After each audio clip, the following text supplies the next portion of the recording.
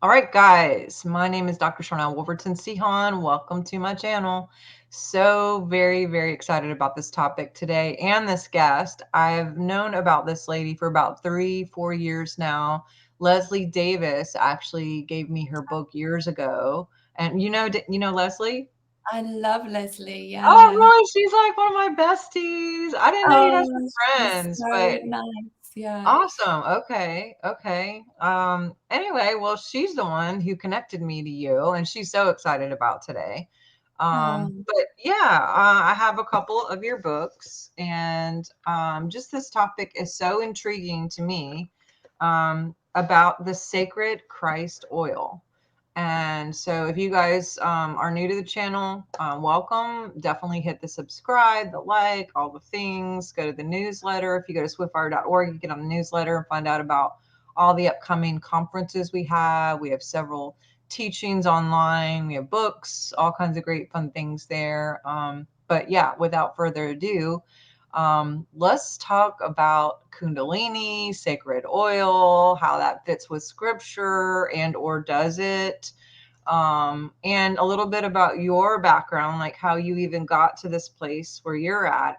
I can tell you my wake up to this entire science of this because I'm a geek. I'm a naturopath. I love science. I love neuroscience. I love the anatomy, the physiology, like all of that. And what happened is I kept getting like a couple dreams to go to this yoga place. And I had never done yoga. I was told like yoga's bad, it's the devil. I had even like posted, this is 4 years back, I think, something like, hey, what are your thoughts on yoga? And I mean, it was like, oh my God, there was so much, people were just so judgmental and negative, and this is so terrible. Anyway, I felt like in my spirit to go. So I actually went. I was there a few minutes, and all of a sudden, I am uncontrollably crying. I'm having this like emotional release. And I saw you like take a breath. I had to excuse myself because I was so embarrassed. Like I could not stop crying. And so I go to the bathroom. I'm like hiding out. I wait until it's like whatever. And since I really didn't get to do the whole thing, I came back the next day. The same thing happened. I just like, I started the stretching and doing the things. And then, like, all of a sudden, I'm having like little flashbacks of something with my grandmother or whatever. And then, like, tears just coming out. So this happens 3 days in a row, Kelly. And I was like, okay, what is the science? What is, there's got to be a chemical, there's something. This isn't like, I'm like, it can't just be this place or these people.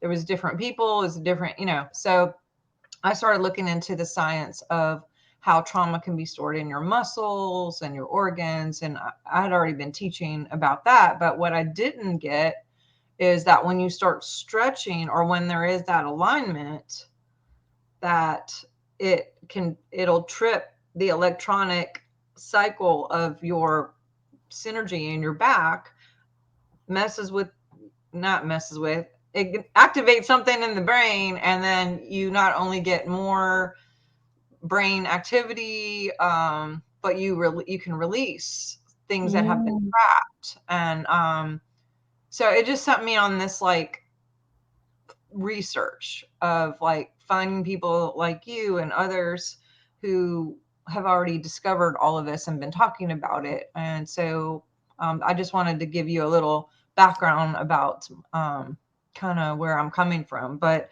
you have beautiful books that talk about this, and these are just two of them, but you have several.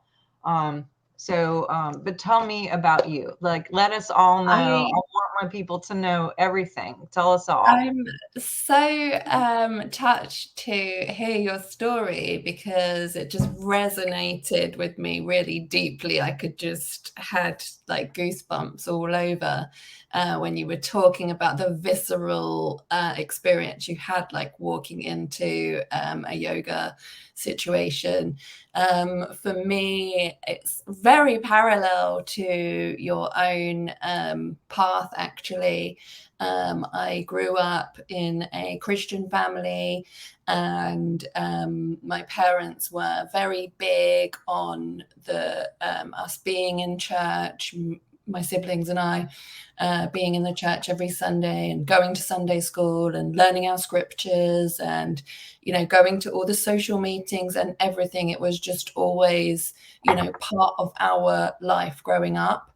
And because I was into the dramatic arts, so dance, singing, drama, and dance was really the discipline that I was most involved with for a long time. We used a lot of Kundalini, Alexander technique, breath work to warm up the body. And we used a lot of the physical asanas for stretching the body, toning the body in a dance way. And when I talked to my church friends, who were some of my, you know, my best, closest friends in my life, about yoga, it was always the response was always like, oh, be careful, you know, that's a gateway to the dark side, as it were. You don't want to be inviting in, you know, Satan or the devil. And I was like, whoa, that's not my experience of yoga at all. And I carried on with yoga because I just absolutely loved every part of it, the way that it made me feel really clear-minded, the way that it made my body feel really flexible, and the way that when I knew that when I had been doing my practice, I would feel very light and carefree and positive. And when I had moments where I was drawn away from that, because of, you know, just life happening or having to do other things, then I would start to feel a bit more sluggish and not quite so bouncy about things. And I also had a similar experience in my church life. I felt like when I was very connected and I was praying and talking to God and, you know, reading my Bible and connecting in that way, I felt great about things. But maybe when I had periods where I wasn't so, you know, seeking, I call it, when I wasn't in that dialogue with what I saw as a very external thing at the time, you know, I felt the disconnect. And it was really because of the pushback by my church friends that I went more into kind of wanting to know, like, okay, is there something that I should be wary of in the background, the origins of yoga? So I just went hard study-wise into looking into the roots of yoga and the different Bible texts and where, you know, the Bible could support yoga practices. And I've always had clear dreams and visions all my life, but I haven't really known what they meant or where they apply to my life. But I just went through a real period of having lots of downloads about the churches in the book of Revelation and the chakra points. And there was one specific scripture, Revelation 11:11, of course, because that's a big number, about how after 3 days this anointing happens. And I was thinking, I wonder what that 3 days really means, you know. And so that was kind of a seed that was planted at the time. And also Matthew 6:33, seek ye first and all else shall be added unto you. I was like, come on, I am seeking. All I'm doing is seeking you, God. Like, I don't want anything to do with anything else. I just want love, like what else is, you know, is there for me to be added? I don't understand what this means.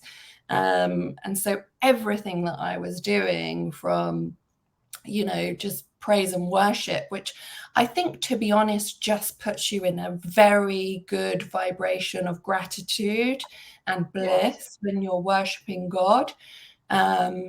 Or, you know, when you're having that euphoric feeling of gratitude for anything, it puts you in receiver mode. You know, you become a magnet like nothing else.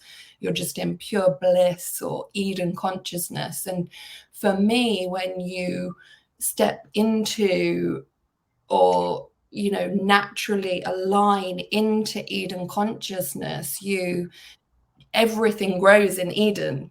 It's the perfect bliss place. So of course you just begin to attract all the wisdom that you're looking for, all the teachers that you're looking for, all of the answers that you're looking for, all of everything just becomes suddenly available. And I was just receiving information like there was no tomorrow. And at one point I had gone to bed, and I had a shower and I was getting ready for bed, and it was just a pretty mundane situation. I sat down on the corner of my bed and I just suddenly felt like waves going up my spine, and I just had all of these images just flicking like wildfire through my brain of this black and white YouTube video and these books and all these different things. And I was just like, what is all of this? What is happening? And I saw this blue oil floating upwards on the walls, and the feeling of light, of heat just shining up my body was like nothing else I've ever experienced. I've had other moments of Kundalini rising since then, but that first, for me, that moment was the catalyst of just everything kind of moving into a much clearer space, where I was like, all I wanted to know from that point was what just happened. So again, I was just doing lots and lots of research, looking in different places, like blue oil, what's this, what's that, what is this sensation I've had up my spine? I didn't really have anyone to talk to at the time, because my kind of work friends in the dance and acting world weren't particularly spiritual, and my church friends were pretty much had shooed me out the door by this point. And yeah, so I kept a lot of it to myself for the time being, because I just really wanted to kind of marinate in it and get it all really clear and kind of wait for the dust to settle. So I knew it was amazing. I knew it was good. I knew it had changed my ability to retain information, to focus in on my reading more. It just kind of, it was almost like a cleansing that was just very powerful in terms of sharpening my cognitive abilities, if you like, but also made me feel like a lot of old trauma and hurt had also been finally released, which was incredible. So the next thing that was really significant for me was seeing a video that John St. Julian shared, where he'd taken a clip of Jim Carrey talking about the Kundalini on the Norm Macdonald show.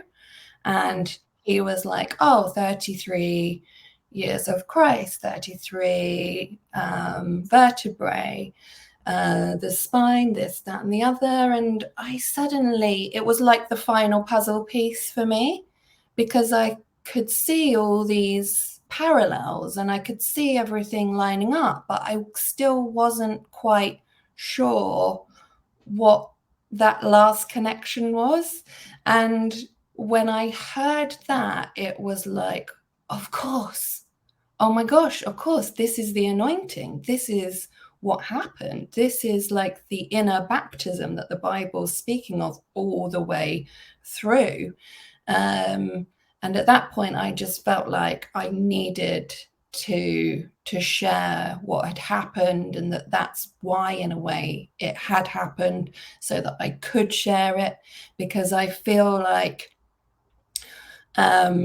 you know, I don't want to diss Christianity, because I really believe that different people have different paths and that's right for them. But for me, I felt like quite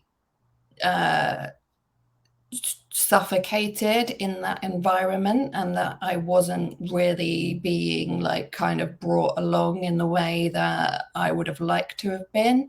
And I felt like there was a lot of people around me who were asking outwardly for something and expecting something to come, but without really knowing what the steps were or taking the action to help things along.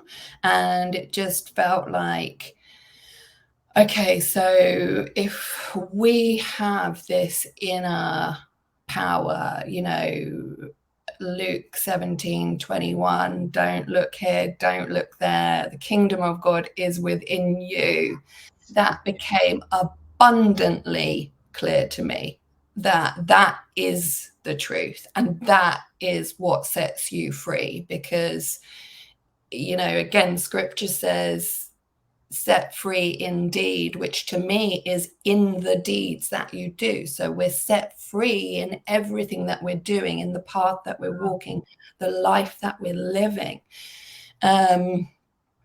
So Wow. Set free indeed. I like it. That's awesome. Okay, keep yeah. going. I mean, yeah. I know you talk about like Santa Claus, the milk and honey, talk about some of the symbolism besides the 33 vertebrae. Like, I think people would be really just blown away when they start to really see.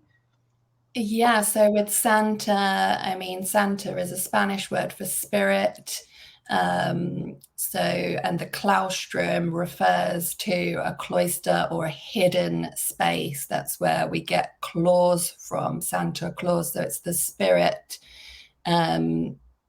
claustrum, which is the point where we make our connection to consciousness. So there's a space, like just in babies and infants, it's, you know, you can see the actual space in their skull, and it begins to close as their bones harden and strengthen. But that small space always remains, even as we grow into adults. And it's called the fontanelle in anatomy, but in Kundalini, hidden Kundalini, not the kind of exoteric stuff that we hear about more often, they used to refer to it as the door of Brahma, or the small fountain. And in hidden Christian texts, it's referred to as Thura Isis, which means the door of Jesus. So we have this fountain point where the spirit is coming into our bodies, which is described as the silver cord in some other texts. And it goes through the claustrum, so the Santa Claus, and it's differentiated into the pineal and the pituitary gland, which we can refer to as Sarah and Abraham, or Mary and Joseph. You know, there's all these like power couples in the Bible and in other texts. But interestingly, when you go to the Santa story, you know, they say that if you're naughty, you'll get coal. Well, coal is carbon, which is 666. Wow. Carbon 12 has 6 electrons, 6 neutrons, 6 protons. So it makes the number of the beast, or the number of man. But when we transmute that coal, so when we raise our vibration and become good children, are we going on the naughty list or the nice list? We actually refine that coal into a lighter substance, into the gold of alchemy. And even the song, you know, he sees you while you're sleeping, he knows when you're awake, he knows if you've been bad or good, so we go for goodness sake. It's like, well, of course he sees you while you're sleeping, because even when you're asleep, your brain, all of your neural pathways, they don't stop supporting your life. They don't stop keeping you alive just because, you know, your consciousness is in a different place while you're asleep doesn't mean that God, if you like, has stopped watching over you. And of course, he knows if you've been naughty or nice, because again, we know the spirit in us and through us knows what we're doing. We're aware of everything that we're up to, good choices, bad choices, you know, whatever. It's all part and parcel of the choices that we make. So this perpetual cycle is always happening at every moment in our lives. We're either raising or lowering this essence within us based on our vibration and our choices. So symbol wise, the Christ oil is the CSF of the spine. Christ oil is referred to as the holy anointing oil. In the Bible, we know that that cerebrospinal fluid, CSF, is the conveyor of light energy into the body. So it's actually manifesting the rest of the layers of our body. All of our stem cells are born in CSF because it's kind of a common mistake, or not even a mistake, but it's just an assumption, I guess, that because it's called cerebrospinal fluid, that it's only in the spine. But actually, our lymphatic, the CSF is part of our lymphatic system. Our lymphatic system is throughout our whole body. You know, we're over 70% water, and that includes our bone marrow. And in masonry, they talk about the bone marrow all the time. Even their secret handshake has to do with the word marrow bone and how important marrow is. So you've got the oil is inside the bone marrow. It's, you know, throughout the body, and that's where all of our cells are born. So obviously we're being regenerated continuously from the inside out. And our thoughts and our emotions conveyed into that water are what is changing us as we go through life, because it like when you build a new neural pathway and it really becomes ingrained, you actually override the DNA that you're born with and begin to make new programs for yourself. Wow. I don't know if I've gone majorly off topic or if I'm still kind of in there somewhere. No, it's fascinating. I love all the science. I just love it. So when we get into alignment with our spine, you know, we have that lymphatic pump at the bottom, and that's why it's so important for like chakras and whatever. I mean, energy centers in our body, which, you know, that seems to be, even saying the word chakra has, I've had some pushback. And I think it's kind of funny too that you brought up that the pushback that you got is what made you go further. And maybe that's true for myself too. With not thinking about it until you said it. But yeah, it's pretty much like if someone says, don't do that, I'm going to do it 29 times before Sunday. But not Yeah. that that's necessarily good. But it did cause me to like go, well, why are you telling me no? Do you even know? And then if they wouldn't know, I'd be like, well, I'll find out. But yeah, the pump at the bottom, if we have that alignment, that's what allows the fluid to actually go up the spine all the way to the brain and then all the way up, which not only will activate old brain cells that aren't really working, and then it creates even more cells and brain cells for, like you said, cognitive purposes and or just creation, like to be able to come up with ideas, or just, you know, just that feeling. It's hard to describe the feeling when it happens. It's just like you mentioned, like feels like a cleanse or a clearing of some kind. But isn't it interesting how like God gave us this whole thing in our body, and it is so like scary in the church for whatever reason. And it's just science. It's literally just science.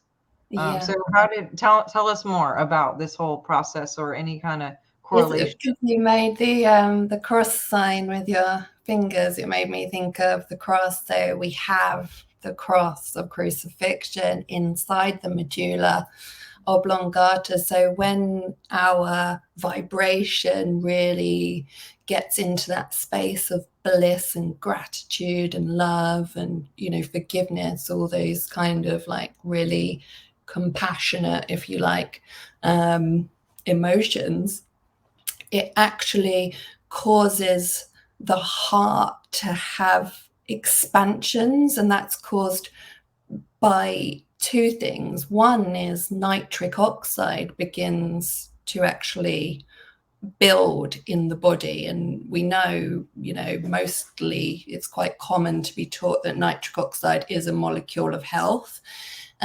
So when more nitric oxide is available in the heart actually signals the brain to secrete more oxytocin, which is the hormone of love. So when oxytocin begins to flow, literally the secretion, the chemical of love begins to flow down into our endocrine glands, the heart actually expands. And that's why sometimes people who are very practically into their spiritual practices, whether it's something Eastern like yoga or even the Tibetan rites, or whether it is something more Western like, you know, Christian practices, either way, like people talk about like, oh, my heart just feels on fire. I feel so full of love. And that's what's happening on a chemical level, is you're being flooded with oxytocin. And vasopressin is the other one that is always secreted with oxytocin. And that has to do, again, with the lymphatic system and a big clearing happening. So if you're thinking about like these two incredible hormones that are just going to work on us, they're kind of the byproduct of the place that we've come to. So it's all, you know, happening as a consequence of our practice or our vibration of where we've come to. And then those two, so oxytocin and vasopressin, are the main catalysts for pineal metabolism. And I mean, we know that lots of people talk about the importance of the pineal and how it's the spiritual gland. And again, that is in the Bible. For anyone who fears these things, you know, it says quite clearly that Jacob met God at the place called Pineal, and if thine eye be single, then thy whole body shall be full of light. And our single eye, you know, it really is that pineal gland. So once oxytocin and vasopressin secretions build, the pineal is invigorated to upgrade melatonin. And when melatonin upgrades happen, melatonin upgrades into not only DMT, which is the more commonly known spiritual molecule, if you like, which has profound effects on our vision and our memory. So we can see way back. Some people see, you know, back into past lives. Some people can see into the future for, you know, can make prophecies for tens of years to come. And for me, it was more of like an expansion of vision. And I think this is why, in a way, the Kundalini does come with a warning, is because it makes you more perceptive of people around you and reading certain reactions and, you know, little nuances and things. And it might be things that you're not used to picking up before. So it can make you feel maybe a little exposed. But yeah, so one of the melatonin upgrades is DMT, which makes your vision and your memory of dreams even just really on point. The other thing, one of the others is mexamine, which is really powerful antibiotic, antioxidant. So again, that clearance. And then we have anandamide, which in Sanskrit, ananda means bliss. So that is the bliss molecule. So, in a really simplified way, it's so true that compassion and love conquer all. Because once we get into that space where the brain and the heart are really just in sync, what we think is in line with what we feel, and we're acting out of that true space within us, then these pineal upgrades happen.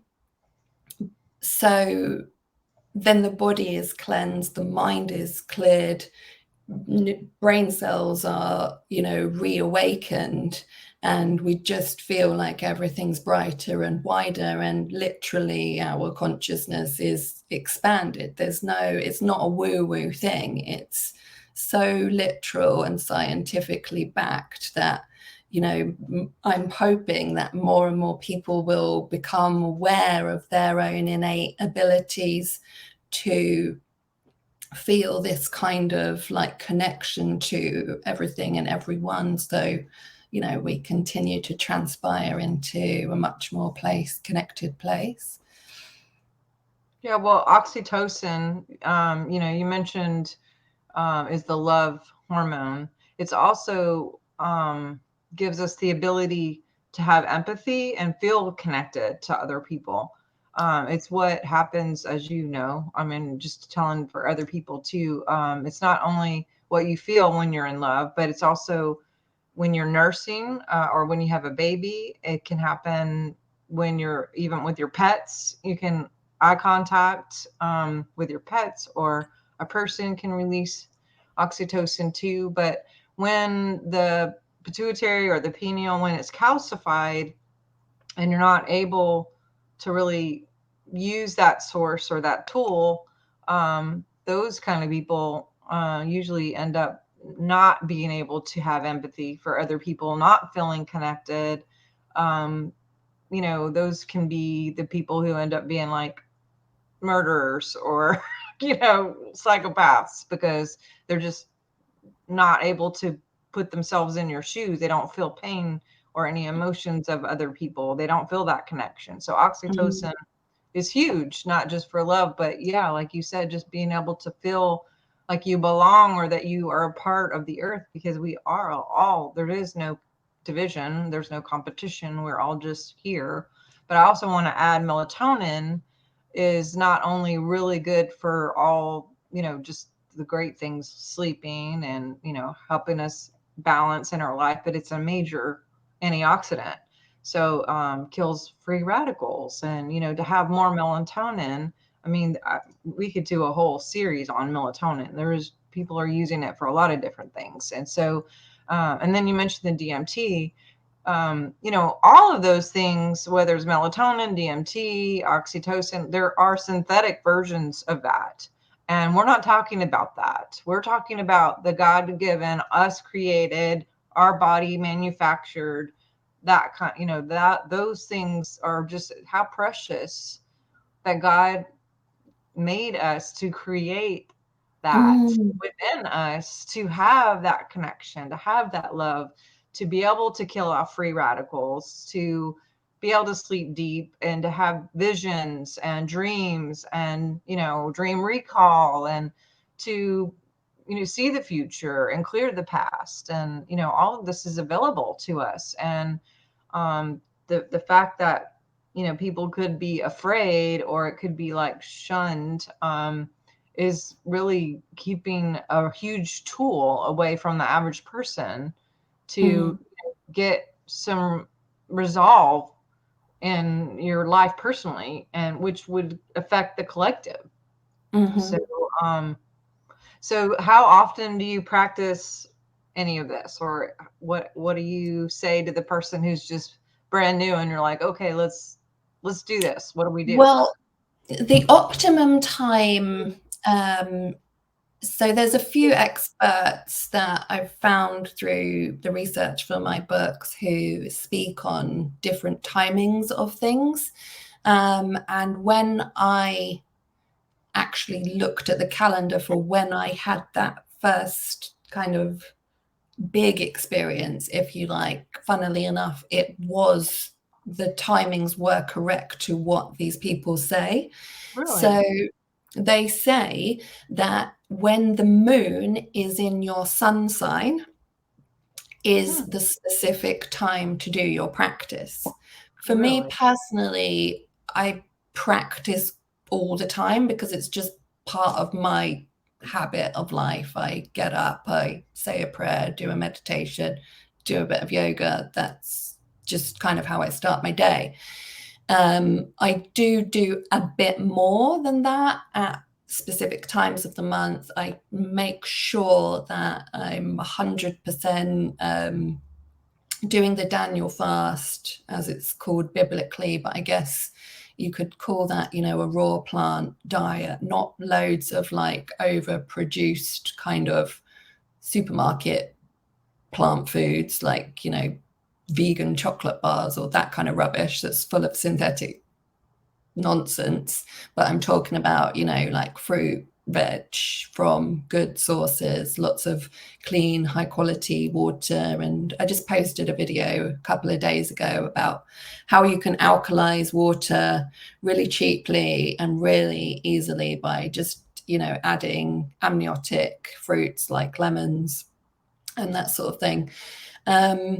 So yeah, when the moon is in your sun sign, so you use the tropical zodiac system and find what your tropical zodiac is. So for me, I'm a Taurus, I'm the end of April. And then you look at a calendar. I've got a book called The Regeneration Calendar that maps all of this out for people because people kept asking me, what is the specific time and how do I find it? And it's not, you can do it, but it takes a bit of time every month to figure it out. So I just wanted to make it easy for people. You find out when the moon is going to be in that sign for the tropical and sidereal overlap. And George Kerr explains in a lot of detail why it's important to observe both the tropical and sidereal systems. For those of you who know something about history, you'll be aware that the calendars and the way of reading the stars were changed from Vedic sidereal system to a more Western tropical system. And it's not that either of them are right or wrong per se, but one, the Vedic method is how they read where the sun is in position to the stars, and the tropical system reads where the sun is in relation to the horizon. So somewhere between those two systems, you get, when you follow the duration of both systems, you end up with about 4 days. So we were told that, Christ rose on after 3.5 days. So somewhere during that space is your moment of resurrection. It's the sweet spot when the moon, acting as a satellite for the sun, is collecting all of your exact stellar planetary influxes that, made your being of who you are right now in this life. And as it traverses through that, you receive that influx into your body. So if your vessel is clear and you're holding on to all of your vital essences, and by that, I mean semen retention, or I think they call it no fap on TikTok. So you have to retain your sexual essences for the duration of that time, and keep all of your channels clear. So Daniel fast, or clean plant-based diet. That's when you should make sure to be meditating, setting your intentions for different things that you're looking for answers for. Yoga, Kundalini, it doesn't really matter. Like, my yoga practice started with a very commercial kind of version of Kundalini and Hatha yoga. It was only when my studies and research had started developing that my yoga became kind of more advanced in terms of bringing in other elements of like Essene traditions and things like that. But just being clean, body, mind, soul, and spirit, is really all you need to worry about. And in that being clean, it is clean thoughts and clean emotions as well. And by clean, I just mean, things that make you feel good, like anger and rage are toxic. They don't make you feel good. You cry afterwards, you feel pent up. Nobody really benefits from it. So, and I'm sure you're well aware that acidosis is, a killer. On a spectrum of becoming slightly acidic to becoming massively acidic, you can, all kinds of disease and fatal illnesses are caused by acidosis. So by purifying everything and becoming alkaline, we actually open our doorway, if you like, open ourselves up to just be healed along all lines. I know that is what happened for me, and that has been the fuel in my belly to keep talking about it, keep sharing it, keep putting books out. That's cool about the calendar. I didn't know about the moon and all that, like specific times, and that you made something for, a tool for people to find it really quickly. That's so beautiful for you to create that for us. I love it. And that's just more, I'm always learning from you, but, cleaning supplies is another thing. Using plastics, the cleaning supplies not only shift your hormones, but they're cell disruptors, so your actual cells. So going back to what you were saying about, being very clean, I find there can be major hormone issues, really high estrogen, actually, when people use plastics or drink out of like plastic water bottles, or,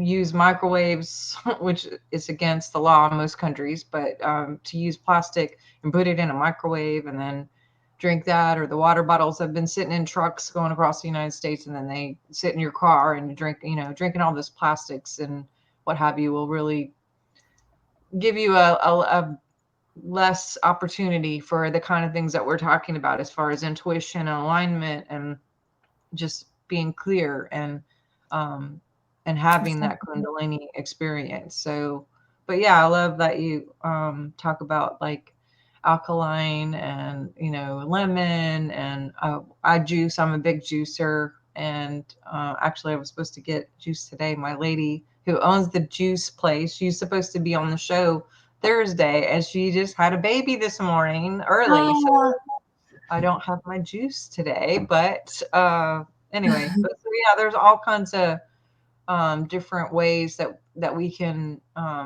add some things, and that's not just like being healthy, that's just being alive. Like, this is just normal basics that used to be like normal back in the 30s, 40s, before pharmaceuticals, before any kind of chemical cleaning supplies. People stay in their house a lot more right now instead of being outside in nature. there's nature's grounding and all those things can be really helpful too. But what can you think of that could add opportunity for us to increase our frequency and to tap into that intuition? For me, one of the practices that I always is kind of my go-to is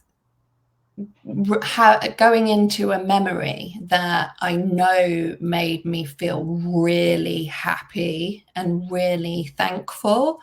And I mean, I have like, a few kind of like staple ones that usually I build on in my mind, but I find that is a really powerful way to kind of get into Eden or bliss consciousness really easily.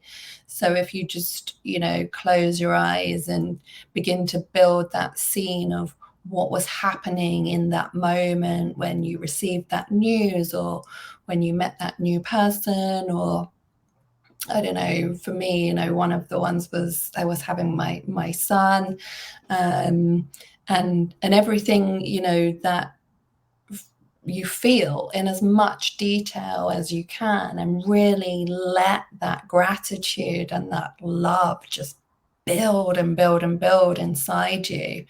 And then you can kind of give thanks for that situation and welcome, more of that in, and tell the universe that you're open to experiencing more of that.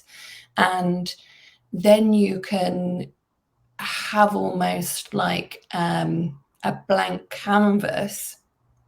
Once you're in that state, imagine a blank canvas in front of you, and start to, see the people that you love maybe becoming brighter, becoming more open, becoming more receptive to you, if you like, or maybe someone who's ill, see them walking across that canvas or skipping across that canvas. Because for me, manifestation and healing really comes from a place of faith in terms of being able to see it done, and when you're thinking about the heart and brain resonance, that I don't know if you're aware, or if you know, God, what's his name? Joe Dispenza's work. Yep. Mm-hmm. I love him. Like, he talks so much about heart-brain coherence, and that is a big part of the Kundalini or the sacred secretion. And so these kind of meditations that we do, where we go into bliss and gratitude, I think I may have said it before, but it's, it just really begins to magnetize so much towards you. And actually, it's funny because I think a lot of people think they want a lot of things, but the truth is, once you kind of really actually recognize that you could pretty much like conjure up anything you wanted if you really visualized it hard enough, you actually, I don't know if you really want to anymore. I mean, maybe some people do, but for me, it's different. I don't know. So yeah, visualizations, meditations, anything that takes you into that real inner place of gratitude, bliss. It's powerful stuff, really, really powerful, transformational stuff. I had an amazing journey with my mom just before she passed, where I was praying over her, or meditating, or sending healing, however people like to call the same thing by different terms, don't they? And I saw all of this. It was like Play-Doh coming off of her. And afterwards, she sat up for the first time in years. She had no strength in her back whatsoever. So I haven't shared this before. She sat up with her own strength, and she looked at me and she said, "Oh, Kelly, She said, Kelly, is that you? And I was like, yeah, Mum, I was here before. She was like, yeah, but I see you now. And she gave me the biggest hug. Like, she just squeezed me so hard. Like, I hadn't felt a hug like that from her since I was probably like 6 years old. Wow. And she told me later that day that she was ready to go if it was okay with me. And obviously I gave her my blessing. Oh my God. And a few days later, that was it. But it was Wow. just Oh. incredible, like the things that shift and change in the world around us. She'd just been so blinkered and shrouded in fear and pain and weakness for, just pure defeatedness. For so many years, I hadn't seen her. I'd seen her, but I hadn't seen who I knew she was before that took hold of her. Mm-hmm. And it's funny because, at the beginning, I feel like you talked about how, people who are holding on to things, they can't experience that same like degree of love and things. And it's because I believe of, the adverse secretions. So if you've got oxytocin and melatonin and DMT and vasopressin on the one hand, then you've got cortisol and epinephrine on the other hand.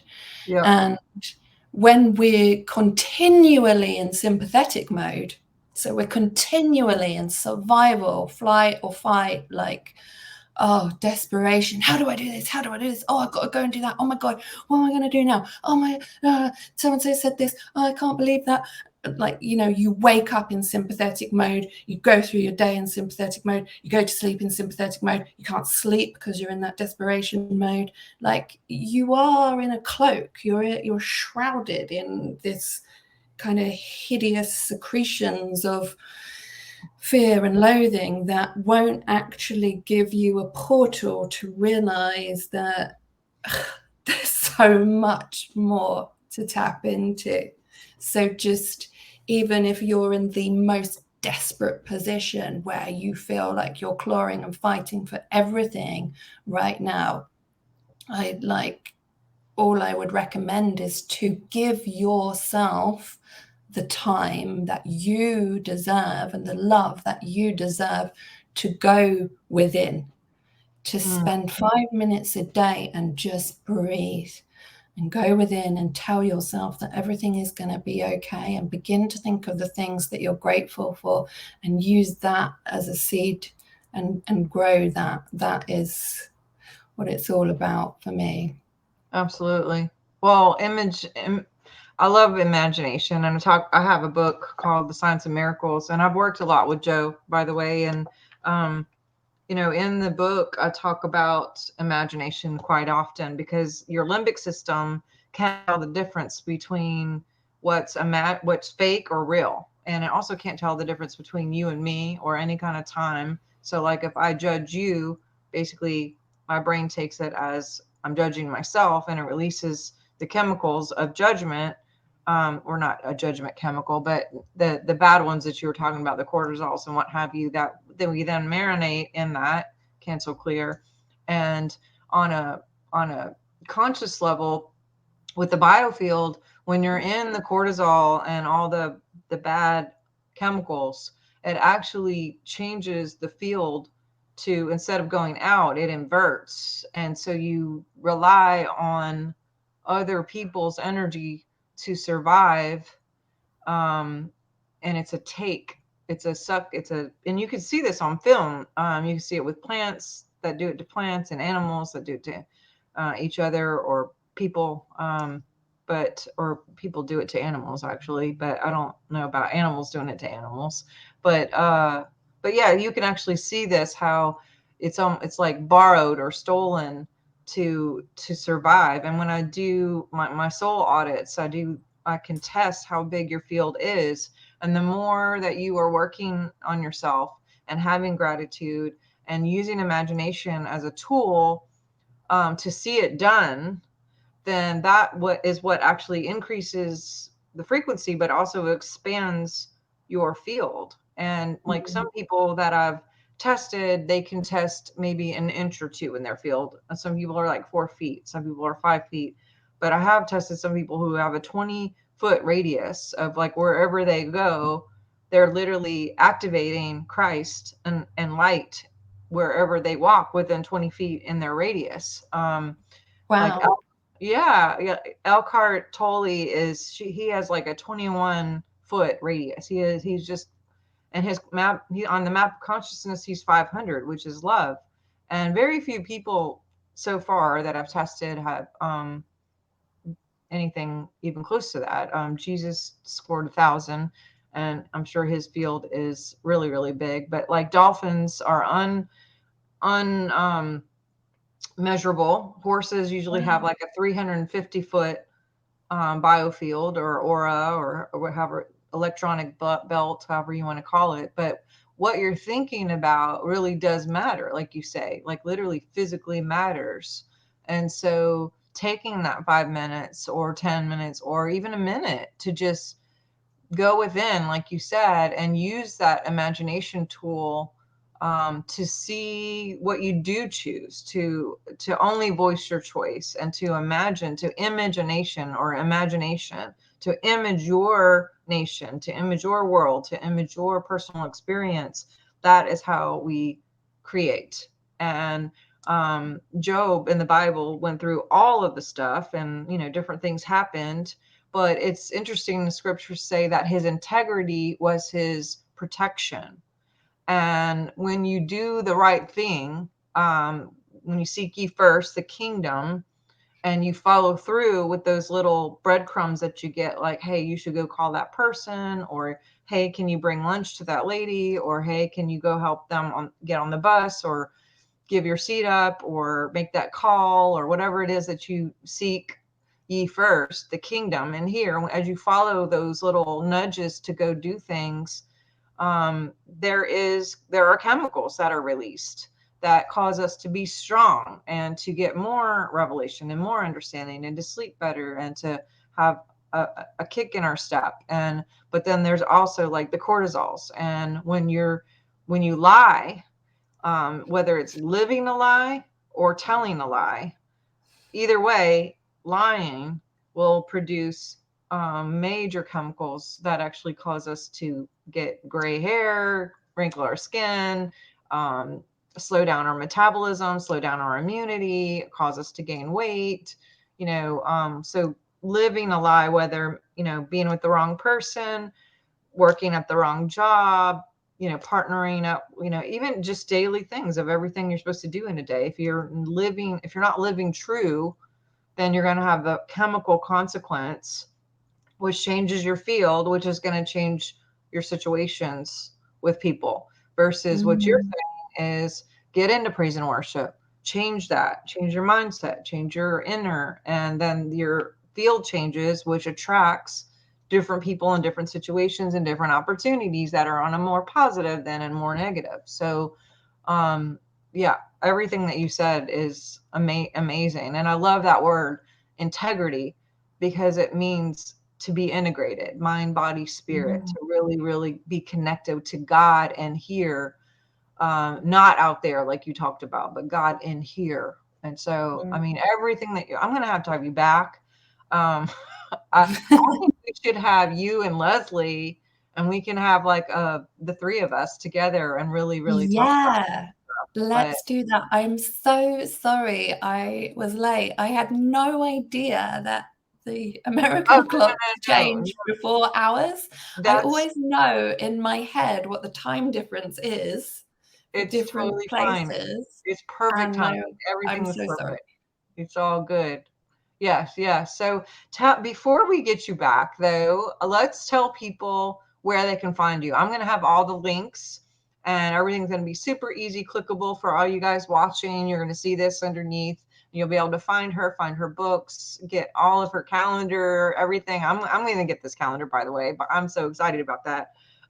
But where can people find you verbally? Like, tell everyone. I know you're on social media, but if you're not under your name in social media, it's actually Seek Vision, right? Yeah. So my YouTube channel is my name, so Kelly-Marie Kerr. But my Instagram, TikTok, Facebook, those other social media platforms are all under Seek Vision, just those two words together. And my website is seekvision.co.uk. The calendar is called the Regeneration Calendar with the highlight on the gene, because I love it's like it. the re-DNA calendar. Right. So it just, shows you when those little windows are for the lunar renewal that's happening monthly. Elevation is a breakdown of the alchemy within the book of Revelation. Oh. The God design is a breakdown of the Sacred Secretion. And my recent one, The Cell of Life, is a breakdown of the Christ, what the esoteric writers talk about as the Christ lunar germ seed, which is born in the manger or solar plexus. So it goes into a lot more detail about the seed and how that's birthed from the union of the lunar and the solar aspects in the body. Wow. I don't have that one. I'm going to get that one too. I'm like, I'm ready. I'm like, I'm going to dive in here on all your materials and check this out. So we might have to, maybe that could be our topic, is your new book with Leslie, or just, who knows, manifestations, I love or Leslie. all the things. But yeah, we'll definitely get on the phone with her after we finish this, and we'll start setting something up right away, because I think this is Amazing. brilliant. Awesome. Perfect. Well, I appreciate you. Oh my gosh, you're just, this has been amazing. And I know everybody watching is so excited about being introduced to you. When I was looking for a headshot before you sent it to me, I saw that you did a show with Truth Seeker Derek, who's also a friend of mine. And I was like, oh my gosh, she knows like all the people I know. And I didn't even, what a small world it is. But we love Derek. He's a regular on the show as well, and I've been on his show a bunch of times. But He's anyway, amazing. I'm really excited to finally connect with you after all this time, and I wish you so much beauty and love and peace and more revelation and understanding as you teach and get this information out. I just pray for your success and your abundance, and I just ask everybody who's watching to continue just to send her love and to her and her family as she goes out and just radiates for all, for people to come into this understanding and to really empower people to find their true us, to expand, to grow and to evolve. And it's just an awesome time and an awesome season in the world right now. If we can grow Amen. in the middle of this, oh my gosh, this is the time to really look in and see and find out who you are, and find out who your friends are, and find out, there's a lot of people are getting some resolve and clearing. And you had the Play-Doh situation, but last night I was in prayer, meditation, whatever, and I just kept thinking about I think it was Michelangelo who would take just a block of clay and just chip away everything until he created whatever he created. And I think about that with like how we are born and we incarnate with whatever ancestral stuff that has come in our cells, just as a DNA package, which projects out into the field. And we could get these weird patterns along the way and not even know, because they're so deep, and they may not even be ours. So it's not an environmental thing, but it could be ancestral. And so as we clear, as we start seeing those patterns, that's so a gift to be able to go, okay, I don't really like this, can we like change that up? And then we can clear and clear and clear, and we just keep cutting away and bringing things out and shaving this off and shaving that off until we're this beautiful creation, hopefully. But it does take choice and action on our part. There's got to be a willingness. The will is really important. And so, I had a dream one time in 3 days in a row, and it just kept saying, it's time to meet Will. It's time to meet Will. It's time to meet Will. And I knew willpower was such a big thing, because it's, Dr. Lucky says, it's 400,000 times stronger than spirit. You can override anything. God gave us that, but it's still good to be in line with God's will, because that's where all the chemicals happen, and that's where the manifestation is, and that's where that pocket is. And to know that you have more tools to help us really understand or understand more about how the body works, but also about the times. I mean, there's just so much that we can learn from you. So I really do encourage everybody watching, connect with her, go find her on social media. It's just been such a blessing, and I'm so grateful for you to have had me on as well. It's been absolutely awesome to talk to you as well. Thank you. Awesome. All right. Well, we'll see you next time. And for those of you guys watching, we're here every Thursday at noon. I hope to have you back. If you're new, thanks for coming. If you're old, thanks for coming. And we're just so glad to have you, and hope to see you around. And you guys have a great week. All right. We'll talk to you soon. Bye.